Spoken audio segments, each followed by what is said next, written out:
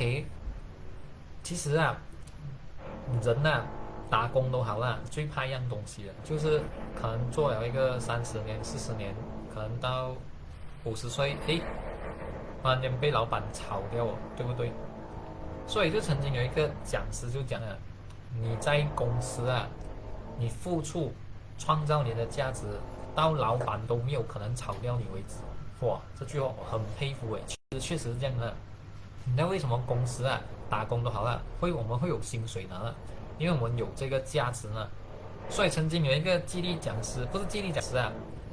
我台湾老师啊就讲过啊，他之前在一个公司做工，然后他一个人就学，就全部帮了过后，他最后啊，他一个人可以顶3个人的工作量的嘛。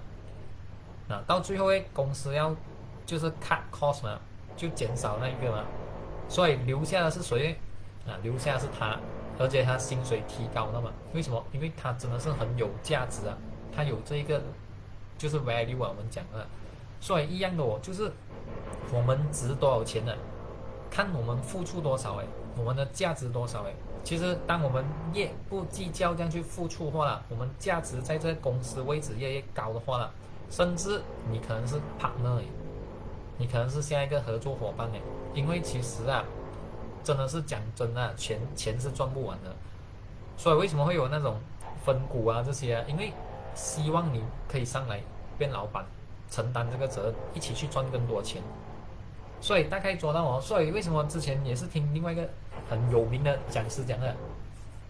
他讲他跟人家合作如果那一个人是不拿薪水的话，将来他就是他的合作伙伴的嘛。可是如果他拿薪水的话，他只是能打工罢了。所以有一次啊，他去跟人家学东西他讲我不拿薪水的，我只是要跟你学东西罢了其实你看这一个人他是用钱买不到的，因为他是超越的嘛，而他得到会更多更多更多所以其实回来啦，我们的价值是我们去定的嘛，而你在公司的位置是你去决定的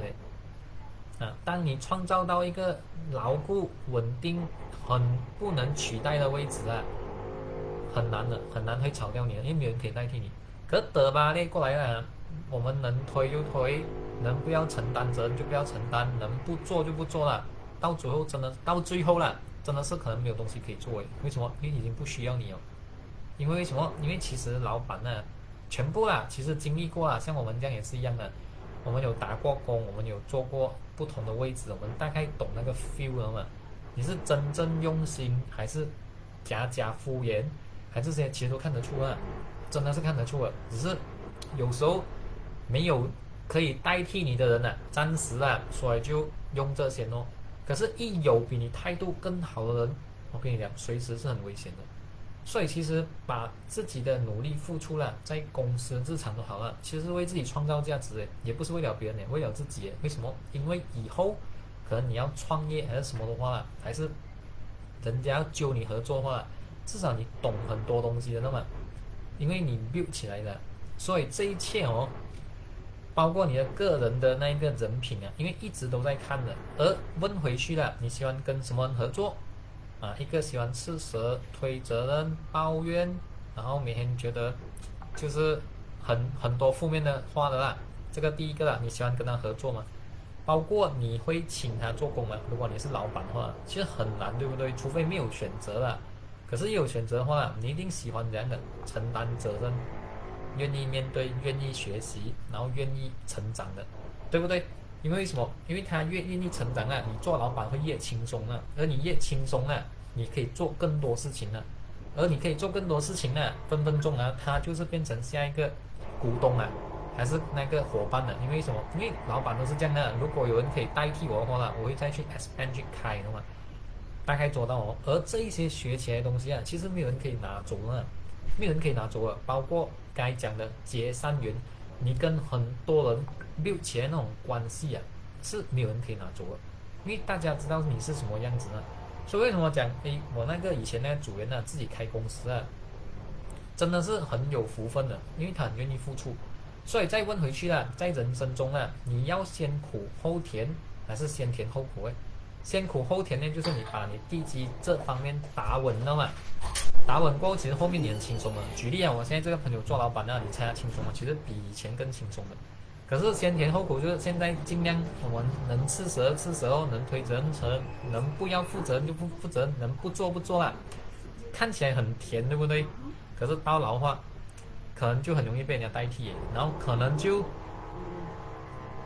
后面就很苦哦，因为很多东西不会有了。所以为什么在年轻的时候啊，你能承担责任，你能做啊，你能 build 这些企业啊，尽量去 build，因为还年轻嘛。所以讲我的老板就好了，我老板呢，其实他是一个很 multitask 的。什么叫 multitask？他可以处理很多东西的。他处理一天的东西啊，我觉得我需要3天才能处理完的。可是后来我发现到，他不是第一天 build 成这个能力的，他是累积了很多的处理事情的能力啊，然后看东西的准确度啊，所以他后来慢慢 build 起来的。所以我要 build 变他这样呢，我需要时间去磨练的。所以要表达，如果在年轻啊，可以经历这些磨练啊，当你 build 那些 skill build 到变习惯了，到你中年的时候啊，你会觉得还好。可是如果在你中年还是老年才去 build 这些话，可能你跟不上了，你做东西可能也没有比别人快嘛，因为年轻学习比较快的嘛。所以为什么其实越年轻啊，包括你在那一个位置啊，你付出，而且要 add value service， 就是给更多的，给更多了嘛，然后最后啊，很多很令人惊讶的消息会出来的。因为什么？因为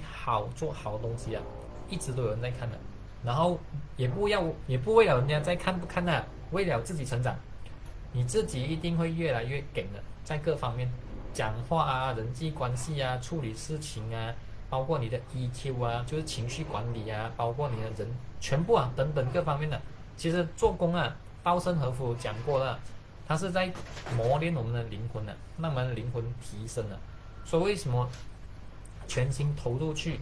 你会发现到后面的礼物啊，很大份在等着你的。所以很感恩超级生命密码啦。其实当你在真正的